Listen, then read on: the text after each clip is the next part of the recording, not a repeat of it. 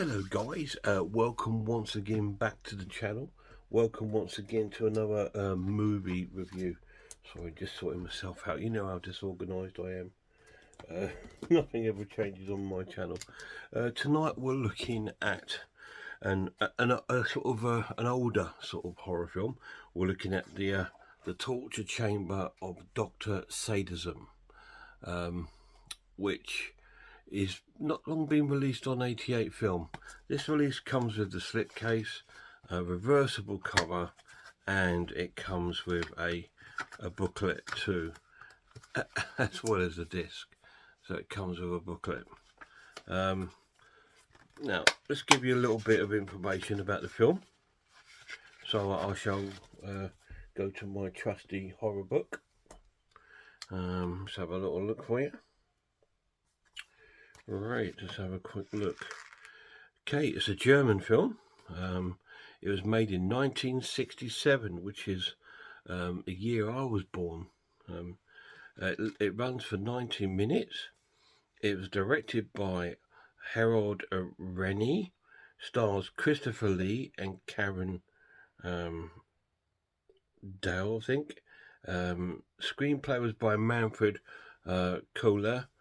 Cinematographer was Ernest Collink, and the music was by Peter Thomas. So yeah, this film does star Christopher Lee.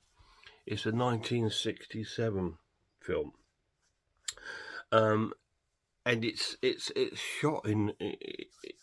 It almost looks very similar to like a Hammer film, but has that European feel to it.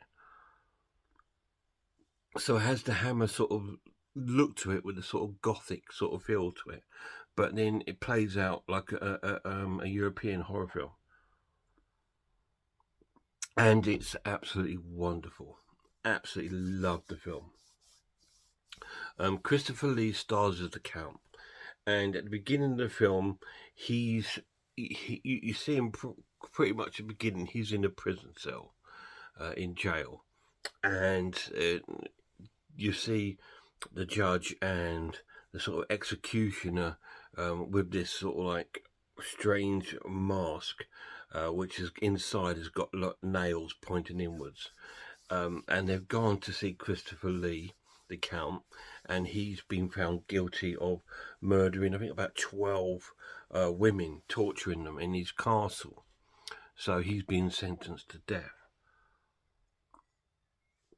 So they put this mask on him, and all the nails go into his head, and they do it up in his head, and then they walk him out into the grounds and out into the main street where he's going to be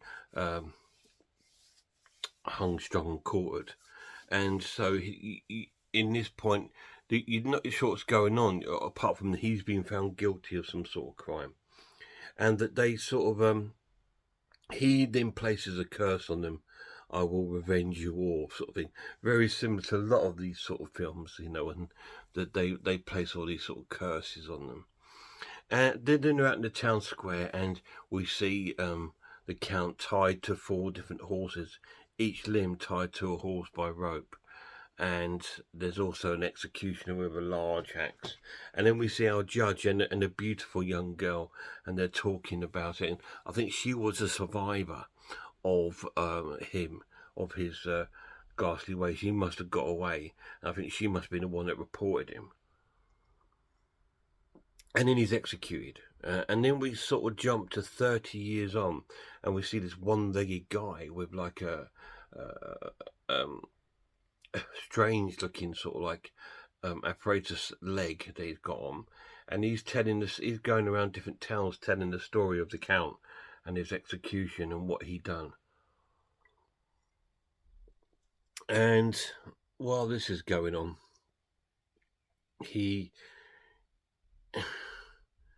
all these sort of little strange things sort of happening in the town. And there's one part where he's telling a story, and there's a woman at the window listening. She calls her friend over to come and listen, and this woman looks exactly like the woman that was by the execution, the one that's escaped him. She's or it is the same woman, but it's supposed to be like a different woman, 30 years, like probably a daughter or something like that. And she's listening to the story and sort of like gets haunted by it.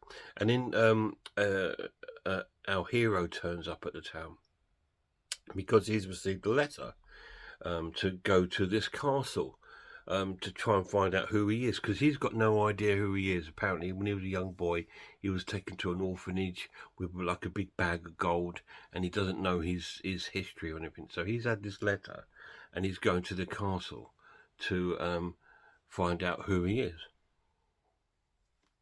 And our girl that's in the house that looks like the girl that's tortured also receives this letter saying that she's inherited this place and she's to go to the castle. So then our main guy, our hero tries talking to the villagers who shun him all the time. They got nothing to do with him. When he mentions the castle, they all sort of disappear, lock themselves in the house, and they won't answer him. And then he comes across like this so-called sort of priest who says, I know where it is, I'll help you. And he gets in the stagecoach with him, and off they go to find this castle. And the girl goes into a different stagecoach, and she's off to find this castle. And whilst they're en route to the castle, they come across many sort of strange and wonderful sort of characters. They come across an old man at this old burnt down building, and they try and ask him the way, and he won't give them any answer. And they go, and as soon as he goes away, this old man pulls off his mask and stuff, and he's one of the sort of servants of the castle, and he's sort of following them, and sort of like he's sort of following them on their way. And all these little strange things happen. They pass some very bizarre things, like when they get to a certain stage of the journey, the stagecoach driver doesn't want to go any further, but they make him go, offering him more money and then holding him at gunpoint and all this, and off they go. And then they sort of go past all these black riders, overtake them, like sort of like highwaymen, and they overtake them. The sky turns red as the stagecoach is getting closer to the castle. They go through this woodlands area. It was full of hanging bodies, or people hanging from the trees, and there's other trees with body parts, sort of like hanging off it, like bits of leg, bits of arm, heads, and of women and stuff like this, all along this sort of like this woodlands thing, and it's absolutely terrifying the stagecoach driver. So eventually they keep going on ahead, and then they see the other stagecoach ahead, which has got the girl in it, and that one comes under attack by the these black riders that like the highwaymen. So our hero goes to save the day, of course, and chases them off, and the young girl decides to go, and her sort of her maid who's with her, they go with our hero and the priest into their stagecoach, and off they go towards the castle.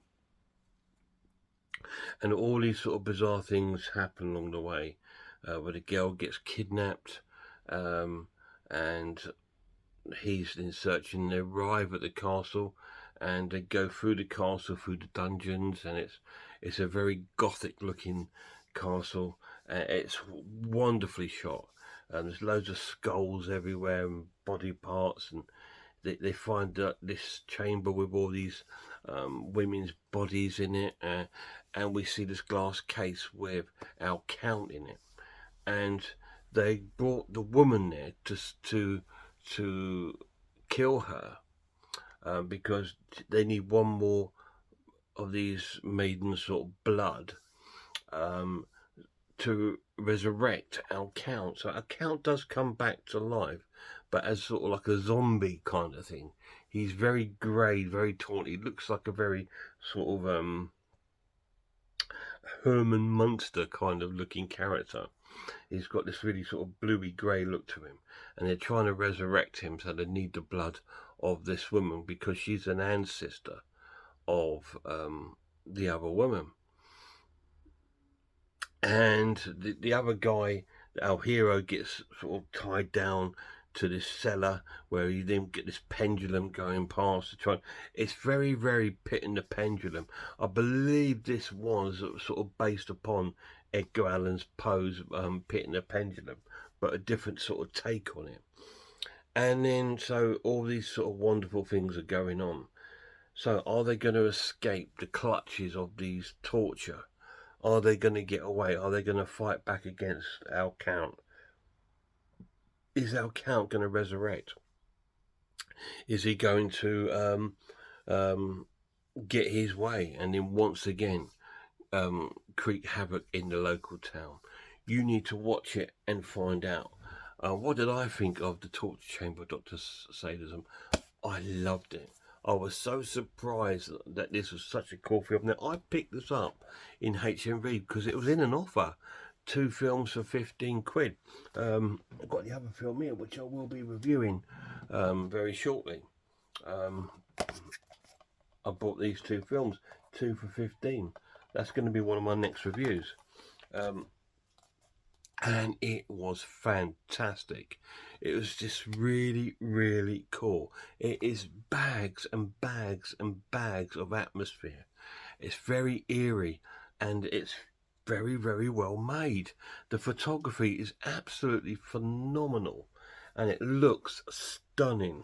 It looks really, really cool. And the acting was really good. All the little villagers, all the little characters that you see along the way, they're all absolutely amazing and really well played. Even in the town, even if someone was in it just giving a stare, their performance mattered in this film because it brought that sort of like eeriness to it. And it was absolutely brilliant. Christopher Lee is phenomenal in the role. The only negative of the film is that he's not in it enough, because like you see him in the first sort of 10 minutes of the film and then you don't see him until like the last sort of quarter of the film when he comes back from out of his glass sort of casket. But yeah, it's so well played.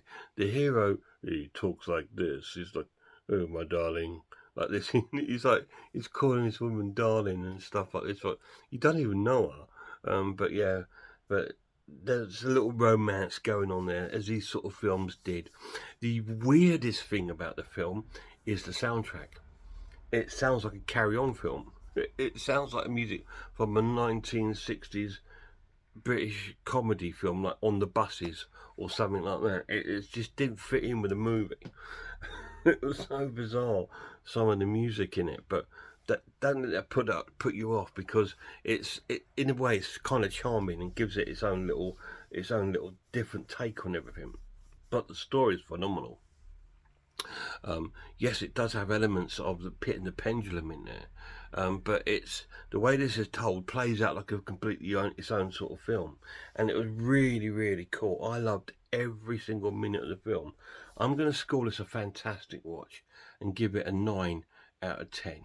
Now, this would have got a 10 out of 10 if Christopher Lee was in it a bit more, and we saw a bit more haunting things like the hanging people from the trees. There's hardly any gore in it, but that would have been nice if I had a little bit of gore in it, but it didn't really need it because the atmosphere was fantastic. Brilliantly shot, amazing acted, really cool film. The Torture Chamber of Dr Sadism, 9 out of 10. Any of you guys seen it? If you have, let me know down below what you thought of it. Such a good film, guys. It's one of those films that, you know, I've seen it in HMV and everywhere for months and months. I'm thinking, yeah, I don't really fancy it, you know, but it's got Christopher Lee, and I'm just thinking, yeah, but I just don't really, it's not for me, but no, maybe not. And then I picked it up, and I thought, well, I'll pick it up in because it was in the 2 for 15, and it's one of those films that took me by surprise, and I absolutely loved the film so much. The booklet's got a really large sort of essay in there, which is worth reading through if you get a chance, which is really, really cool. Really cool film. Guys, till my next video, please check out some other horror channels. Check out Horror Hands, Horror Geek, Man v Film, RS Designs, Pizzlewell. I'm the Ice Lord, Cat Watches Horror Movies, Grumpy Andrew's Haunted House. And a massive shout out to my lad, Lemon Lord. Till next time, look after yourselves, look after one another, and I really hope I'll see you all soon.